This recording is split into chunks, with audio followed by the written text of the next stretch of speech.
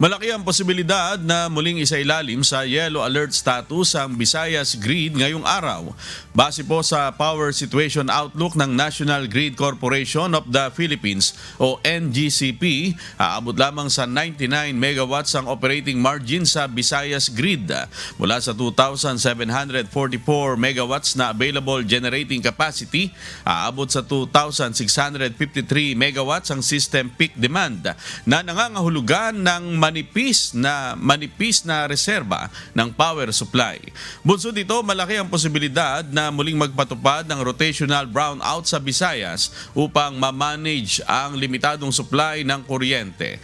Kahapon, muling inilagay sa yellow alert ang Visayas Grid mula alas 4 ng hapon at pinalawig pa hanggang alas 9 ng gabi.